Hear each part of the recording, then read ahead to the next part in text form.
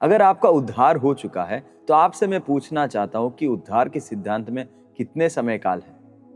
उद्धार के सिद्धांत में 3 समय काल है जो आज के वीडियो में हम लोग अध्ययन करने जा रहे हैं।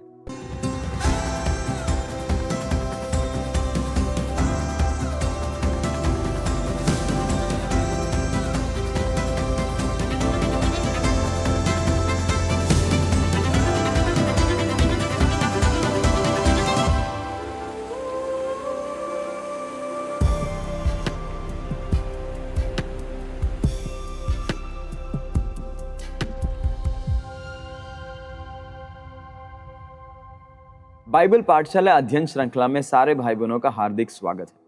हम इस पाठ के अंदर उद्धार के बारे में सीख रहे हैं, जिसके अंदर ऑलरेडी हमने 3 अध्याय को सीख लिया है। पहले अध्याय के अंदर हमने उद्धार से पहले मनुष्य की अवस्था क्या है उसको हमने समझा। दूसरे अध्याय के अंदर प्रतिस्थापन के सिद्धांत को हमने समझा। तीसरे अध्याय के अंदर उद्धार को पाने की प्रक्रिया क्या है उसको हमने समझा। और आज हम चौथे अध्याय के अंदर देखने जा रहे हैं कि उद्धार के अंदर के 3 समय काल। हम में से कई लोगों का उद्धार हो चुका है और शायद आपने इसको इतना सिस्टमैटिकली सोचा नहीं होगा कि उद्धार के अंदर 3 समय काल होता है। वो क्या है? आज के वीडियो को आप ध्यान से देखें और समझें कि उद्धार के 3 समय काल क्या है। जैसे कि हम समय को देखते हैं, उसका 3 काल है। एक भूतकाल जो पिछला काल है, एक वर्तमान जो आज हम जी रहे हैं, जो आज के दिन को दर्शाता है, एक है भविष्य काल जो आने वाले युग को दर्शाता है। तो उद्धार को भी जब हम अध्ययन करते हैं उसके अंदर स्पष्ट रूप से देखते हैं कि इसका 3 समय काल है और इसको परमेश्वर के वचन के द्वारा आज हम अध्ययन करेंगे कि उद्धार के इस जो 3 समय काल है उसका अर्थ क्या है। देखो, एक बात हमको स्पष्ट समझना है कि यीशु मसीह का बलिदान जो भूतकाल की एक घटना है, आज की नहीं। 2000 साल पहले यीशु मसीह इस धरती पर आया और 33 साल उन्होंने इस दुनिया में जीवन को जिया, सेवा किया और उनका मरण हुआ, बलिदान हुआ और उसके बाद वो पुनरुत्थान होते मृत्यु में से। उस एक घटना को हम लोग भूतकाल में देखते हैं। वर्तमान जो है उद्धार हमारा अनुभव बनता है। हमारे उद्धार वर्तमान के अनुभव के लिए यीशु मसीह भूतकाल में हमारे लिए बलिदान हो गया। और भविष्य में जो है ये उद्धार की एक संपूर्ण आशा को हम देखते हैं कि भविष्य में मेरा ये उद्धार पूरा होगा। मेरे प्रिय, वो बहुत जरूरी है कि इन तीनों काल को समझना बहुत ही जरूरी है, जिससे कि हम उद्धार को और भी स्पष्ट रूप से समझ पाएंगे। तो सबसे पहली बात, उद्धार एक अतीत की घटना के रूप में हमें समझना है। हमारे जीवन में भूतकाल में उद्धार मसीह ने मेरे लिए बलिदान को किया है, उसको हमें समझना बहुत ही जरूरी है। इस बात को समझाने के लिए मैं आपको 3 बात बताऊंगा। सबसे पहली बात, भूतकाल में उद्धार मसीह के पूर्ण किए गए कार्य को दर्शाता है। भूतकाल में उद्धार मसीह के पूर्ण किए कार्य को दर्शाता है। एक कार्य जो यीशु मसीह ने मेरे लिए और आपके लिए पूर्ण किया। देखो, रोमियो की पत्री 8वां अध्याय उसके 24वें आयत में क्या लिखा गया है? आशा के द्वारा तो हमारा उद्धार हुआ है, परंतु जिस वस्तु की आशा की जाती है जब वह देखने में आए तो फिर आशा कहाँ रही। देखो, ये वचन के अंदर जहां पर हम देखते हैं हमारा उद्धार हुआ है, यहाँ पर जब हम यूनानी व्याकरण को अध्ययन करेंगे, वहां पर जो शब्द उपयोग किया गया है वो भूतकाल में उपयोग है। हमारा उद्धार हुआ था। अगर आप और भी यूनानी व्याकरण को समझना चाहेंगे तो वहां पर एरिस्ट टेंस का उपयोग किया गया जो भूतकाल को दर्शाता है। ऐसा एक कार्य जो भूतकाल में हुआ है और उसका असर जो है आगे जो है वो बिल्कुल स्पष्ट नहीं है, परंतु वो भूतकाल को दर्शाता है। तो इस वचन के अंदर हम देखते हैं कि यीशु मसीह हमारे लिए उद्धार को देता है, उद्धार हुआ है, वो एक भूतकाल के रूप में बताया गया। देखो, इफिसियों की पत्री 2 अध्याय 4 आयत में भी इसी तरीके से वही व्याकरण को जो है पौलुस उपयोग करता है। वचन क्या कहता है? परंतु परमेश्वर ने जो दया का धनी है, अपने उस बड़े प्रेम के कारण जिससे उसने हमसे प्रेम किया, जब हम अपराधों के कारण मरे हुए थे तो हमें मसीह के साथ जिलाया, अनुग्रह ही से तुम्हारा उद्धार हुआ है। वापस यहाँ पर जो शब्द जिलाया बताया गया है, परमेश्वर ने हमको उद्धार दिया है। यहाँ पर भी जो यूनानी व्याकरण को आप अध्ययन करेंगे वहां पर एरिस्टेंस, वापस एक भूतकाल का एक काल को उपयोग किया गया है पौलुस के द्वारा। इफिसियों की पत्री 2 अध्याय उसके 8वें आयत से नीचे पढ़ते, देखो प्रभु का वचन क्या कहता है? क्योंकि विश्वास के द्वारा अनुग्रह ही से तुम्हारा उद्धार हुआ है। देखो, यहाँ पर वापस उद्धार हुआ है, जो शब्द वहां पर व्याकरण है वो भूतकाल के रूप में प्रस्तुत किया गया। आगे मैं आपके लिए पढ़ना चाहता हूं, और यह तुम्हारी ओर से नहीं वरन परमेश्वर का दान है, और न कर्मों के कारण, ऐसा ना हो कि कोई घमंड करे, क्योंकि हम परमेश्वर की रचना है और मसीह यीशु में उन भले कामों के लिए सिरजे गए जिन्हें परमेश्वर ने पहले से हमारे करने के लिए तैयार किया है। यहाँ पर जो तैयार किया जो शब्द उपयोग किया गया है वो जो बिल्कुल कृदंत के रूप में उपयोग किया गया, वहां पे क्रिया के रूप में, कृदंत के रूप में उपयोग किया गया है। और वहां पर पौलुस पूर्ण काल व्याकरण को उपयोग कर रहा है। मतलब एक कार्य जो ऑलरेडी पुराना है, जो कर दिया गया है, परंतु उसका असर, उसका अनुभव, उसका प्रभाव आगे भी चलता है और उसका प्रभाव जो वर्तमान में भी अनुभव हो रहा है, भविष्य में भी अनुभव हो रहा है। तो यहाँ पर व्याकरण को जब हम अध्ययन करते हैं, यहाँ पर भूतकाल को उपयोग किया गया है, जो हमारे यीशु मसीह के बलिदान को भूतकाल के रूप में बताता है। देखो, परमेश्वर के वचन को जब हम आगे पढ़ते हैं और क्या बताया गया है। दूसरी बात, भूतकाल में उद्धार यीशु मसीह के बलिदान के द्वारा न्यायकरण के प्रक्रिया को दर्शाता है। भूतकाल में जो यीशु मसीह हमारे लिए उद्धार का काम करता है वो हमारा न्यायकरण शब्द के बारे में अगला जो वीडियो है उसके अंदर और भी स्पष्ट रूप से हम अध्ययन करेंगे। परंतु मैं आपको समझाना चाहता हूँ, हमारा जो उद्धार है उसके अंदर 3 काल है, उसी प्रकार 3 स्टेज भी है। न्यायकरण, जिसको हम अंग्रेजी में जस्टिफिकेशन बोलते हैं, मतलब परमेश्वर हमें धर्मी ठहराता है, परमेश्वर के नजर में हमें परमेश्वर धर्मी बनाता है। किस प्रकार? यीशु मसीह की धार्मिकता मुझे और आपको पहनाया गया। रोमियो की पत्री 5वां अध्याय उसके पहले आयत को पढ़ते देखो, वहां पे लिखा गया, क्योंकि हम विश्वास से धर्मी ठहरे तो अपने प्रभु यीशु मसीह के द्वारा परमेश्वर के साथ मेल रखे। मेरे प्रिय, बहुत जरूरी यहाँ पे धर्मी ठहरे जो शब्द उपयोग किया गया है वो न्यायकरण के वो चरण को बताता है या फिर वो स्टेज को बताता है जो हमारा विश्वास का या उद्धार का सबसे पहला चरण है, न्यायकरण। तो वो कौन से भाग में? वो भूतकाल में यीशु मसीह के बलिदान के द्वारा हम न्याय ठहराए गए। तीसरी बात हम देखते हैं, भूतकाल में उद्धार हमारे पुराने मनुष्यत्व को मसीह यीशु के साथ क्रूस पर चढ़ाया जाने के रूप में दर्शाया गया। मतलब भूतकाल में यीशु मसीह मेरे लिए बलिदान हुए, परंतु जब एक व्यक्ति उद्धार पाता है तो वो अपने पुराने मनुष्यत्व को यीशु के साथ क्रूस पर चढ़ाता है। वो एक घटना जो भूतकाल में हुआ, उसी के साथ अपने पुराने मनुष्यत्व को चढ़ाना, उसको हम देखते हैं। देखो प्रभु का वचन क्या कहता है। रोमियो की पत्री 6वां अध्याय उसके 6वें आयत में प्रभु का दास पौलुस कहता है, क्योंकि हम जानते हैं कि हमारा पुराना मनुष्यत्व उसके साथ क्रूस पर चढ़ाया गया ताकि पाप का शरीर नाश हो जाए, ताकि हम आगे को पाप के दासत्व में ना रहे। तो यहाँ पे पौलुस स्पष्ट बताता है कि हम आगे को पाप के दासत्व में ना रहे, इसलिए हमें अपने पुराने मनुष्यत्व को क्या करना है? क्रूस पर चढ़ाना है। तो उद्धार के भूतकाल को स्पष्ट समझने के लिए हमने 3 बातों को देखा। पहली बात हमने देखा, भूतकाल में उद्धार मसीह के पूर्ण किए गए कार्य को दर्शाता है। दूसरी बात हमने देखा, भूतकाल में उद्धार यीशु मसीह के बलिदान के द्वारा न्यायकरण के प्रक्रिया को दर्शाता है। तीसरी बात हमने देखा, भूतकाल में उद्धार हमारे पुराने मनुष्यत्व को मसीह यीशु के साथ क्रूस पर चढ़ाया जाने के रूप में दर्शाया गया।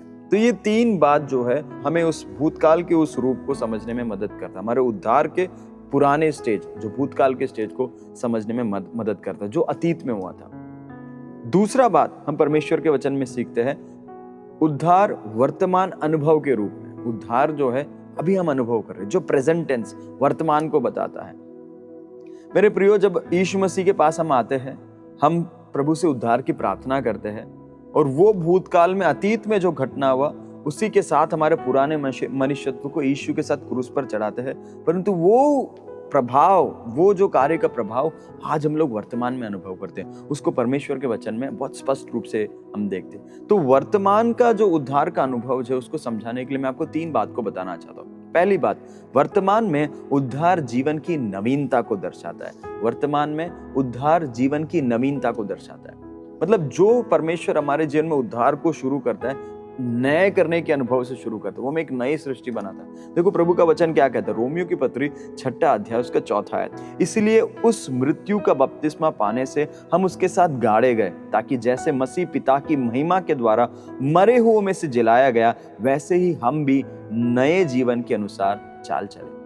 तो यहाँ पर परमेश्वर जब हमें उद्धार देता है, वो हमसे ये अपेक्षा करता है कि हम नए जीवन की चाल चले, और इस नवीनता को हमारे जीवन में अनुभव करना बहुत ही जरूरी है। दूसरी बात, वर्तमान में उद्धार प्रिय पुत्र के राज्य में परमेश्वर के साथ मेल मिलाप के जीवन को दर्शाता है। हमारे उद्धार से पहले हम परमेश्वर के साथ मेल मिलाप में नहीं थे। परमेश्वर का वचन कहता है हम परमेश्वर के बैरी थे, हम पाप में थे, परमेश्वर पवित्र है, हम पाप में हैं। परंतु जब हम उद्धार को अनुभव करते हैं, वर्तमान में हम यीशु मसीह के राज्य के अंदर परमेश्वर के साथ उस मेल मिलाप को देखते हैं, जहां पर एक बहाली को देखते हैं। देखो प्रभु का वचन क्या कहता है। परमेश्वर के वचन जो है कुलोसियों की पत्री 1 अध्याय उसके 13वें आयत में क्या लिखा गया, उसी ने हमें अंधकार के वश से छुड़ाकर अपने प्रिय पुत्र के राज्य में प्रवेश कराया, जिसमें हमें छुटकारा अर्थात पापों की क्षमा प्राप्त होती है। पुराने उस मनुष्यत्व को हम देखते हैं बिल्कुल खत्म कर कर परमेश्वर मुझे और आपको अपने प्रिय पुत्र के राज्य में प्रवेश करवाता है। परमेश्वर जब ये कार्य को करता है, हमें हमेशा समझना है ये हमारे कोई काम से नहीं, मेरे कोई भले काम से नहीं, ये उसके महान अनुग्रह के द्वारा परमेश्वर ने मसीह में मुझे स्वीकार किया। रोमियो की पत्री 5वां अध्याय उसके 1 आयत में देखो प्रभु का वचन क्या कहता है, क्योंकि हम विश्वास से धर्मी ठहरे तो अपने प्रभु यीशु मसीह के द्वारा परमेश्वर के साथ मेल मिलाप को रखे। वापस हम देखते हैं रिकंसिलिएशन, जो रिश्ता टूट गया था उसको परमेश्वर मेरे और आपके जीवन में जोड़ता है। तीसरी बात, वर्तमान में उद्धार पवित्रीकरण चरण को दर्शाता है। वर्तमान में उद्धार पवित्रीकरण चरण को दर्शाता है। देखो उद्धार के 3 चरण हैं। एक चरण जो है न्यायीकरण, जो भूतकाल में हुआ है, या फिर परमेश्वर के उस भूतकाल के कार्य से परमेश्वर हमें न्यायी बनाता है या धर्मी बनाता है। दूसरा जो स्टेज है वो वर्तमान का है, आज का है, और उस चरण को जो शब्द उपयोग किया गया है पवित्रीकरण, जिसको अंग्रेजी में कहते हैं सैंक्टिफिकेशन। पवित्रीकरण के बारे में अगले वीडियो में और स्पष्ट रूप से देखते हैं, परंतु कुछ बात आपको मैं बताना चाहता हूं कि परमेश्वर का वचन क्या सिखाता है। पवित्रीकरण का ये जो स्टेज है, इसके अंदर पवित्र आत्मा का काम बहुत ही गतिशील है। Holi spirit is very dynamic. मैं और आप, हमारा जीवन सक्रिय नहीं है, हम निष्क्रिय है, परंतु पवित्र आत्मा हमारे जीवन में सक्रिय रूप से काम करता है। उसको समझना बहुत ही जरूरी है। देखो प्रभु के वचन हमें इसके बारे में क्या बताता है। 1 थिस्सलुनीकियों की पत्री 1 अध्याय उसका 5वां आयत, क्योंकि हमारा सुसमाचार तुम्हारे पास न केवल वचन मात्र ही वरन सामर्थ और पवित्र आत्मा और बड़े निश्चय के साथ पहुंचा, जैसा तुम जानते हो कि हम तुम्हारे लिए तुम में कैसे बन गए थे। यहाँ पे प्रभु का दास पौलुस स्पष्ट रूप से बताता है कि जो परमेश्वर का उद्धार का वचन मेरे और आपके पास पहुंचा है, वो सामर्थ के साथ आया, वो पवित्र आत्मा के साथ आया, और ये बिल्कुल बड़े निश्चय के साथ आया। और ये पवित्र आत्मा ही है जो हमारे जीवन में ये पवित्रीकरण की स्टेज में हमें मदद करता है, हमें पवित्र बनाता है। वो पवित्र आत्मा का फल मेरे और आपके जीवन में स्पष्ट दिखना बहुत ही जरूरी है। आज अपने आप को जांचें, क्या सच में मेरे जीवन में पवित्र आत्मा का फल दिख रहा है? अगर दिख रहा है तो मैं आपसे कहना चाहता हूं कि आप आपके उद्धार के इस वर्तमान के जो कार्य, पवित्रीकरण के कार्य में आगे बढ़ रहे हैं। तो ये वर्तमान का जो उद्धार का अनुभव है, ये प्रगतिशील, ये प्रोग्रेसिव, ये बढ़ता जा रहा है। जैसे जैसे आप प्रभु में उद्धार पाते जा रहे हैं, आपका जीवन में पवित्रीकरण हो रहा है, आप और भी पवित्र होते जा रहे हैं। कई लोग को हम देखते हैं जो कलीसिया में आते उद्धार को पाते हैं, न्यायीकरण हो गया, परंतु दूसरे स्टेज में पवित्र आत्मा का फल नहीं दिख रहा है, पवित्रीकरण हो रहा नहीं है। तो परमेश्वर का वचन स्पष्ट बताता है कि वहां पर जो है उद्धार का जो कंटिन्यूअस प्रोसेस है वो उनके जीवन में नहीं हो रहा है। इसलिए हमेशा इसको हमें समझना है कि उद्धार केवल एक वन टाइम इवेंट नहीं, एक बार हो गया तो हो गया, नहीं, ऐसा नहीं। उसका ये वर्तमान का जो स्टेज है उसको हमें अनुभव करना है, वो प्रोग्रेसिव स्टेज का अनुभव करना बहुत ही जरूरी है। और उसके अंदर आचरण जो है वो सर्वोच्च मानक है, सबसे बड़ा स्टैंडर्ड है कि मेरा और आपका आचरण, चरित्र जो बिल्कुल शुद्ध होना है, पवित्र होना है। तो 3 बात को हमने देखा।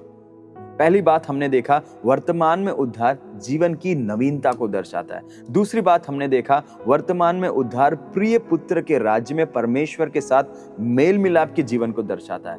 और तीसरी बात हमने देखा वर्तमान में उद्धार पवित्रीकरण चरण को दर्शाता है। तो इसको हमें समझना बहुत ही जरूरी है। तीनों बात हमें बताता है कि हम एक नवीनता की ओर जा रहे हैं, नवीनता में जीवन में प्रवेश करते हैं, नवीन जीवन में प्रवेश करते हैं। दूसरा, परमेश्वर के साथ मेल मिलाप का हमारा ये जीवन परमेश्वर के पुत्र यीशु मसीह के राज्य में है, और ये जो है प्रोग्रेसिव है, हम इसमें पवित्र होते जाते हैं, पवित्रीकरण को जो हम अनुभव करते हैं। तीसरी बात है उद्धार भविष्य की आशा के रूप। उद्धार जो है हो रहा है, अभी हम अनुभव कर रहे हैं, परंतु ये अनुभव के साथ खत्म नहीं हो रहा है। ये उद्धार का एक भविष्य का एक आशा भी है, एक भविष्य का रूप भी है। इसके लिए भी मैं आपको 3 बातों को समझाना चाहता हूं। सबसे पहली बात, भविष्य में उद्धार परमेश्वर के न्याय को दर्शाता है। भविष्य में उद्धार परमेश्वर के न्याय को दर्शाता है। जब भी पौलुस उद्धार के बारे में स्पष्ट रूप से बताता है, वो दो बात को बताता है, एक उद्धार पाने वाले और एक नाश होने वाले। उद्धार पाने वाले लोग, नाश होने वाले लोग। बार बार पौलुस इस शब्द को उपयोग करके बताता है कि अंत में परमेश्वर का एक न्याय आने वाला है, जिसमें कई लोग जो अपने जीवन में पवित्रीकरण को अनुभव करते करते पवित्र जीवन जी रहे हैं, पवित्र चरित्र के साथ जीवन जी रहे हैं, वे परमेश्वर के उद्धार के उस भविष्य के अंदर उस उद्धार की पूर्तिकरण को पाएंगे। परंतु कुछ लोग जिनको पौलुस जो है दूसरे और बताता है कि वे नाश होने वाले। देखो, प्रभु के वचन को पढ़ेंगे तो वहां पे इस बात को हम स्पष्ट रूप से समझ पाएंगे। दूसरा कोरिन्थियों की पत्री 2 अध्याय उसका 15, क्योंकि हम परमेश्वर के निकट उद्धार पाने वालों और नाश होने वालों दोनों के लिए मसीह की सुगंध है। देखो, यहाँ पे परमेश्वर का दास दो झुंड को बताता है, एक उद्धार पाने वाले और दूसरा है नाश होने वाले। दूसरे आयत को पढ़ेंगे, 1 कोरिन्थियों की पत्री 1 अध्याय उसके 18 आयत के अंदर, क्योंकि क्रूस की कथा नाश होने वालों के निकट मूर्खता, परंतु हम उद्धार पाने वालों के निकट परमेश्वर की सामर्थ है।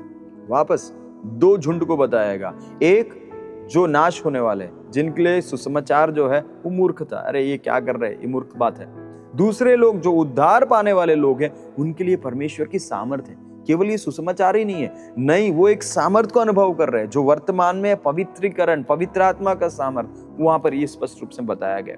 दूसरा थिस्सलुनी की पत्री 2 अध्याय उसके 8 से नीचे जब हम पढ़ते, देखो वहां पर भी लिखा गया है, 9वें आयत से मैं आपके लिए पढ़ना चाहता हूं। उस अधर्मी का आना शैतान के कार्य के अनुसार सब प्रकार की झूठी सामर्थ, चिन्ह और अद्भुत काम के साथ और नाश होने वालों के लिए अधर्म के सब प्रकार के धोखे के साथ होगा, क्योंकि उन्होंने सत्य के प्रेम को ग्रहण नहीं किया जिससे उनका उद्धार होता है। यहाँ पर स्पष्ट रूप से बताया गया नाश होने वाले लोग क्यों नाश हो रहे, क्योंकि उन्होंने उद्धार के सुसमाचार को स्वीकार नहीं किया। तो ये जो बात है, पौलुस जब उद्धार को समझा रहे, दो झुंड को बता रहे, एक जो है उद्धार पा रहे हैं, दूसरा जो है नाश हो रहे हैं। वो इस बात को इंगित करता है कि भविष्य में उद्धार के रूप में हमेशा हमें समझना है कि एक न्याय सिंहासन है, एक न्याय होगा जहां पर परमेश्वर ये दो झुंड को अलग करेगा। दूसरी बात, इस भविष्य के इस रूप को समझने के लिए मैं आपको समझाना चाहता हूँ, भविष्य में उद्धार देह के छुटकारे को दर्शाता है। भविष्य में उद्धार, ये उद्धार को जो हमने वर्तमान में हम अनुभव कर रहे हैं, वो हमारी देह की छुटकारा को बताता है। हमारा ये देह जो है, ये मिट्टी का शरीर जो है, इसके छुटकारे को बताता है। देखो, प्रभु का वचन रोमियो की पत्री 8वां अध्याय में क्या बताया गया कि ये देह की छुटकारा या फिर ये भविष्य में होने वाले उद्धार की इस स्टेज के लिए केवल हम नहीं, पूरा भूमंडल के सारे जंतु प्राणी राह देख रहे, कराहते कराहते राह देख रहे कि कब ये भविष्य का इवेंट पूरा होगा, जब उद्धार संपन्न हो जाएगा। देखो, प्रभु का वचन क्या कहता है, रोमियो की पत्री 8वां अध्याय उसका 22वां आयत, क्योंकि हम जानते हैं कि सारी सृष्टि अब तक मिलकर कराहती है और पीड़ाओं में पड़ी तड़पती है, और केवल वही नहीं पर हम भी, जिनके पास आत्मा का पहला फल है, आप ही अपने में कराहते हैं और ले पालक होने की अर्थात अपनी देह के छुटकारे की प्रतीक्षा करते हैं। आगे देखो 24वें आयत में क्या लिखा गया है, आशा के द्वारा तो हमारा उद्धार हुआ है, परंतु जिस वस्तु की आशा की जाती है जब वह देखने में आए तो फिर आशा कहाँ रही, क्योंकि जिस वस्तु को कोई देख रहा है उसकी आशा क्या करेगा। परंतु जिस वस्तु को हम नहीं देखते हैं, यदि उसकी आशा रखते हैं तो धीरज के साथ उसकी प्रतीक्षा भी करते हैं। तो हम क्या आशा देख रहे हैं? हमारे पास उद्धार का भविष्य के लिए क्या आशा है? हमारे पास आशा है कि हमारा ये मरणहार देह जो है वो बदल जाएगा, हम उसके महिमामन देह को स्वीकार करेंगे। रोमियो की पत्री 13वां अध्याय उसके 11वें आयत में भी ये बताया गया, और समय को पहचान कर ऐसा ही करो, इसलिए कि अब तुम्हारे लिए नींद से जाग उठने की घड़ी आ पहुंची है, क्योंकि जिस समय हमने विश्वास किया था उस समय की तुलना से अब हमारा उद्धार निकट है। परमेश्वर का दास स्पष्ट रूप से बताता है कि हमारा उद्धार निकट है, मतलब हमारा उद्धार का भविष्य का रूप प्रकट होने का दिन आ रहा है। हमें तैयार होना है, हमें उस आशा की ओर बढ़ना बहुत ही जरूरी है। मेरे प्रियो, मेरी यही प्रार्थना है कि आप जब अपने उद्धार में वर्तमान के अंदर जी रहे हो, एक भविष्य की आशा को देखें कि जिस दिन परमेश्वर आएगा आपका ये देह बदलकर उसकी महिमा के रूप को धारण करेगा। तीसरी बात, भविष्य में उद्धार महिमाकरण चरण को दर्शाता है। भविष्य में उद्धार जो है, महिमाकरण चरण, 3 चरण हमने देखा था। आपको याद है तो पहली बात हमने बताया था न्यायीकरण, जिसको जस्टिफिकेशन बोलते हैं, जो भूतकाल में मसीह के बलिदान को दर्शाता है। और वर्तमान के अंदर दूसरा चरण हमने देखा था पवित्रीकरण, सैंक्टिफिकेशन, जहां पर हमारा उद्धार हो रहा है, पूरा नहीं हुआ, हो रहा है और हम पवित्र होते जा रहे हैं। परंतु तीसरा जो उद्धार का जो स्टेज है, चरण है, वो है महिमाकरण, जब हम परमेश्वर के महिमा को धारण करेंगे। देखो परमेश्वर का वचन हमें क्या सिखाता है।